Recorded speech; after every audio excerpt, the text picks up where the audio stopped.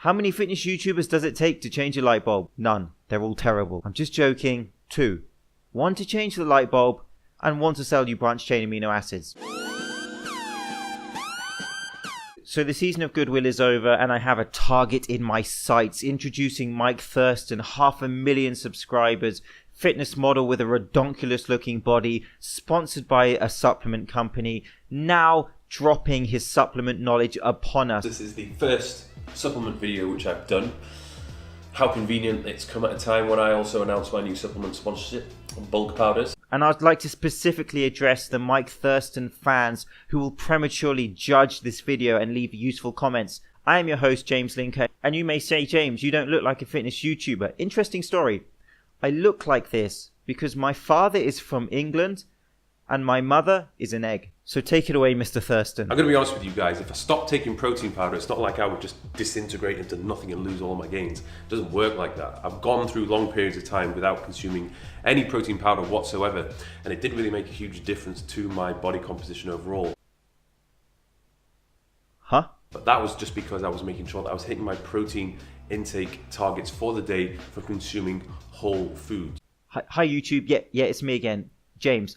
Oh, the one that looks like a misshapen peanut with bad eyesight. Yeah, how are you doing? I have found an anomaly in the system. One of the main benefits of consuming protein powders is it's just a very convenient way for you to hit your protein targets for the day. You don't need protein supplements, however they may be convenient. Protein powders, it's ultimately down to your preference and taste, the texture of it, but most importantly, how much protein is in there per scoop, for example, and what is the amino acid chain profile? This man is projecting such balanced, educated information, common sense information in relation to the use of these protein supplements. Question number 3, when is the best time to take protein powders? Well, there is no ideal time, because ultimately what is the most important is your overall protein intake for the day. And ideally you want to spread that out evenly. And so I know instantly people will start a natty debate here. I don't care if this man can punch through walls. This information is so exceptional that it brought a tear to my eye. A tear to my eye. And the only things that previously brought tears to my eye was Chris Harrier's nutritional information. How much protein powder should you have in one sitting? That really is dependent upon the type of protein which you're having. But let's say, for example, if you have a whey protein powder, 20 to 25 grams in one pop is sufficient enough to maximize protein synthesis. Are you watching Chris Gethin? Someone get Gethin on the phone. Someone show this to Gethin. Caged muscle. Okay, give me your BCAA nonsense. And by the way, in case you were wondering, I'm still not anabolic yet. Do you need them? I would say no.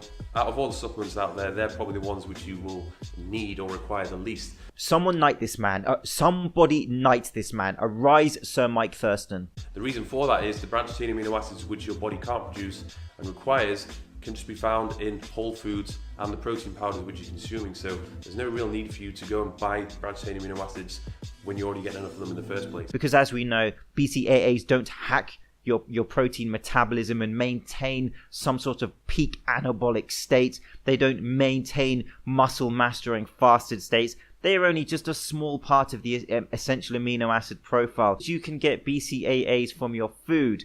And if you want to supplement from an EAA supplement or from a whey protein supplement. And I particularly love this part about fasted training. Don't you need branched chain amino acids if you're going to be training fasted to stop yourself from losing all the muscle you've gained? The answer to that is no. If you're consuming branched chain amino acids before your training session, you're taking yourself out of a fasted state. Okay, it's not like branched chain amino acids contain no calories. They contain calories. If you are going to be training fasted and you want to avoid any potential muscle breakdown which is going to occur in your training session, you're going to be much better off just consuming a protein shake before your training session, as that's actually going to provide you with all the essential amino acids instead of just a few of them from the branched chain amino acids. But if you are really about wanting to train fasted, then just don't consume anything at all. Just have water. All right, but surely he's going to mess up when it comes to protein timing.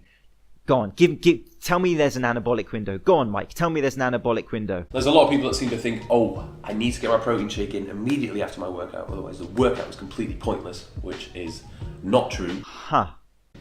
That is really dependent upon what you consume prior to the workout itself. So if you have a protein-rich meal 1 to 2 hours before your session, you're still going to be digesting that meal during and after the session itself. So the need to have a protein shake is not as high in comparison to if you were to have trained in a fasted state. I had so many jokes lined up about this man. Why is he doing this to us? And so his protein timing information quite clearly shows that he understands the complexities of nutrient timing. For example, how a pre-workout meal may affect the need for a post-workout meal. Or to have had a protein-rich meal long before the session itself. So if you're training fasted or you've had a meal way before the session, it's more important that you get some protein into your system. Which makes me think that he's probably read works such as Nutrient Timing Revisited by Aragon et al., which would make him one of the very, very few fitness models, fitness personalities who looks like this, sponsored by a supplement company, giving people this information. I'm trying to think of something to trigger his fans. I'm trying to think, just give me time. Obviously, there's been a lot of studies done on each and every one of these, and it has been proven that whey protein isolate is probably going to be the best one for you to consume. It's the most anabolic.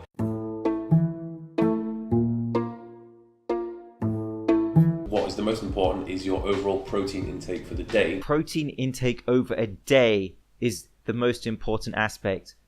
Hallelujah. As I say so much, it's this cumulative long-term lens and view of your nutrients which is so vital, as your physiology is not that sensitive and your physiology is not so easily hacked, and these intricate, minute adaptations that you may think you are causing are not significant when we look at your goals over a long-term time frame. And Mike absolutely presents this very, very, very well. Very, very, very well. I use 3 veries. That's how excited I'm getting. Fun fact. 5% of ThenX followers train in the morning. The rest can't because they're in double maths class with Mrs. Smith. But you just have to ask yourself, why is it that you're training fasted? I know from my experience, if I train fasted, I feel a little bit weaker. I usually feel like I'm drained halfway through the session. So I like to always have something in my system before I train. I literally triggered thousands of 11-year-old ThenX fans when I talked about fasted training. And here again, Mike is perfectly explaining it. Fasted training is a matter of personal preference. It's not uniquely beneficial to fat loss, for example, and you can do it. However, for many people, eating pre-workout can have many benefits. Now we're going to move on to creatine. Question number 5. Do you need creatine? The answer to that is very similar to the protein powders. You don't need it to see results. You know, you can train hard, train properly, and eat well. You can make progress without it, but there's been so many studies done on it which have proven that it is beneficial for a whole host of reasons, such as improving your performance. Indeed, creatine has been shown to be effective in much research. If you do want to get yourself involved with some of these wonderful products which are on offer on their website, you can use code Thurston. This is a man who is sponsored by this supplement company, who is making a video about the range of supplements that the company offers with his discount code. And yet, he's told people you don't need to buy these supplements, but you can because of these reasons. He's not misleading anyone. He's giving the most balanced, analytical, educated, informed information I think I've ever seen from somebody in his position in fitness YouTube. However, some of his subscribers got very upset that he's affiliated with a supplement company, clearly didn't watch his video and unsubscribed in a fit of rage.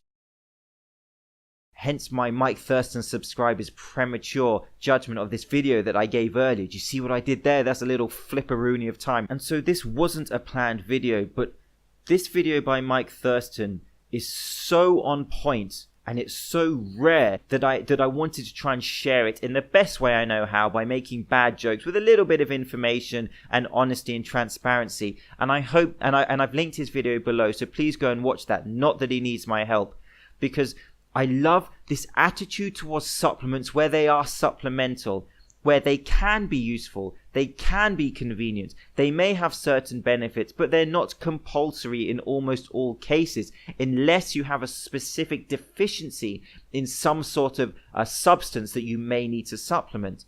And so I really loved seeing this from someone, because let's be honest, most fitness models, fitness personalities who look like this man, who are sponsored by supplement companies, do not put out information like this. They try their very best to sell and sell and sell at any cost. And he's not doing this. And in fact, by giving this information and saying, you can buy this if you want, here's a discount code, this is the perfect way to present this information. And so I'm James Linker, Shredder Sports Science. I'll see you soon.